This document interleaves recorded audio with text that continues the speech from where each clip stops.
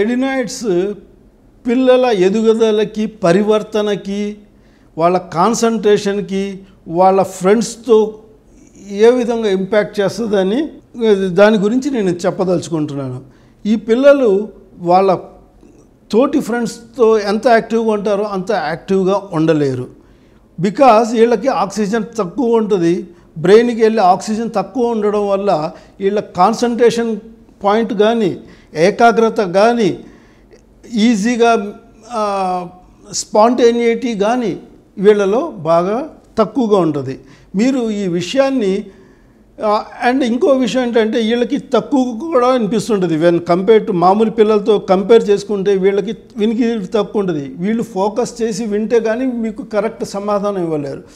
ఇటువంటి వాటిని మీరు ఈజీగా తీసుకోవడానికి లేదు. ఈరోజు కాంపిటేటివ్ వరల్డ్, ప్రతిదీ కాంపిటీషన్, ప్రతి ఫీల్డ్లో మీ పిల్లవాడు కాంపిటీషన్లో తక్కువ ఉండడం అనేది మీరు యాక్సెప్ట్ చేయలేరు. కాబట్టి ఈ విషయాన్ని మీరు అంత ఈజీగా తీసుకోవడానికి లేదు. దీన్ని మీరు ఇమీడియట్గా డాక్టర్ని కన్సల్ట్ చేసి ఏ విధంగా అయితే దీన్ని ట్రీట్మెంట్ చేయించాలన్నది మీరు ఆలోచించాలి. ఇంకో విషయం, ఈరోజు కాస్మెటిక్ సర్జరీ గురించి వింటున్నాం. ఎత్తుపళ్ళు గురించి కొన్ని వేలు లక్షలు ఖర్చు పెట్టేస్తున్నారు.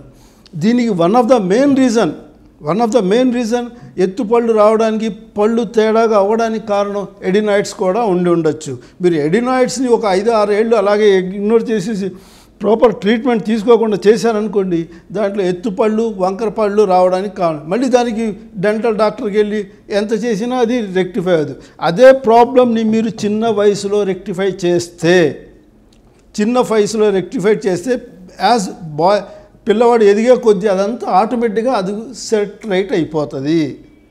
కాబట్టి ఇది సామాన్య విషయమైన కాదు. ఎడినాయిడ్స్ని ఇగ్నోర్ చేయడం అనేది మీరు ప్రాపర్గా ట్రీట్మెంట్ చేసుకుని పిల్లవాడిని సరిగ్గా చూసుకోవడం అనేది చాలా ఇంపార్టెంట్. Thank you.